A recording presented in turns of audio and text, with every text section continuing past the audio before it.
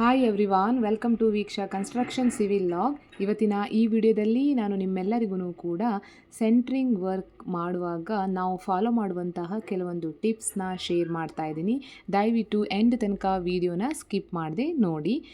ಈ building actually first mould ಸ್ಟೇಜ್ಗೆ ರೆಡಿಯಾಗಿದೆ. ಅಂದರೆ ಇವಾಗ ಸೆಂಟ್ರಿಂಗ್ ವರ್ಕ್ನ ಕಂಪ್ಲೀಟ್ ಮಾಡ್ಕೋಬೇಕು. ಹಾಗೆ ನಂತರ ಆ್ಯಕ್ಚುಲಿ ಸ್ಟೀಲ್ ವರ್ಕ್ ಜೊತೆ ಹಾಗೆ ಇಲೆಕ್ಟ್ರಿಕಲ್ ಪೈಪ್ಲೈನ್ಸ್ ಹಾಗೆಯೇ ಕವರ್ ಬ್ಲಾಕ್ಸ್ ಮತ್ತು ಚಾಪೆ ಎಲ್ಲ ಯಾವ ರೀತಿಯಾಗಿ ಇಲ್ಲಿ ಹಾಕ್ತೀವಿ ಅನ್ನೋದನ್ನು ನೆಕ್ಸ್ಟ್ ವಿಡಿಯೋದಲ್ಲಿ ತೋರಿಸ್ತೀನಿ. ಓಕೆ, ಸೆಂಟ್ರಿಂಗ್ ವರ್ಕ್ ಮಾಡುವಾಗ ಯಾವ ಟಿಪ್ಸ್ನ ಫಾಲೋ ಮಾಡಬೇಕು ಅಂದರೆ ನೋಡಿ, ನೀವು ಸೆಲೆಕ್ಟ್ ಮಾಡುವಂತಹ ಟಿಂಬರ್ ಹೇಗಿದೆ, ಅದರ ಒಂದು ಕ್ವಾಲಿಟಿ, ಹಾಗೆ ಅದು ಎಷ್ಟೊಂದು ವಾಟರ್ ಪ್ರೂಫ್ ಆಗಿದೆ, ಹಾಗೆ ಅದರ ಥಿಕ್ನೆಸ್ ಪ್ರತಿಯೊಂದನ್ನು ನೀವು ಗಮನದಲ್ಲಿ ಇಟ್ಕೋಬೇಕು.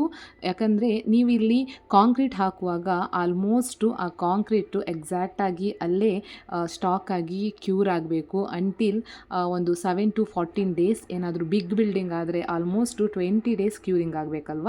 ಅಂಥ ಟೈಮಲ್ಲಿ ಯಾವುದೇ ಥರ ವಾಟರ್ ಪ್ರೂಫ್ ಪ್ರಾಬ್ಲಮ್ ಬರಬಾರ್ದು, ಹಾಗೆ ನಿಮ್ಮ ಬಿಲ್ಡಿಂಗು ಕೂಡ ಡ್ಯಾಮೇಜ್ ಆಗಬಾರ್ದು. ಮತ್ತು ನೀವು ಬಳಸಿರುವಂತಹ ಆ ಕಾಂಕ್ರೀಟಿಂದ ಎಕ್ಸಾಕ್ಟ್ ಸರ್ಫೇಸ್ ಇರಬೇಕಲ್ವ, ಲೆವೆಲ್ ಹೇಗಿರುತ್ತೆ ನಿಮ್ಮ ಒಂದು ಸ್ಲ್ಯಾಬ್ ಲೆವೆಲ್, ಹಾಗೆ ಶೇಪ್ ಮತ್ತು ಡೈಮೆನ್ಷನ್ ಪ್ರತಿಯೊಂದು ಕೂಡ ಮುಖ್ಯವಾಗುತ್ತೆ ಆ್ಯಸ್ ಪರ್ ಪ್ಲ್ಯಾನ್. ಸೊ ನೀವು ಏನಾದರೂ ಇಲ್ಲಿ ಪ್ಲೈವುಡ್ ಶೀಟ್ ಯೂಸ್ ಮಾಡ್ತಾ ಇದ್ದರೆ ಆ್ಯಕ್ಚುಲಾಗಿ BWP ಪ್ಲೈವುಡ್ ಶೀಟ್ನ ಯೂಸ್ ಮಾಡ್ಕೋಬೇಕು. ಅದು actually boiling water proof plywood sheet ಅಂತ ಕರಿತೀವಿ.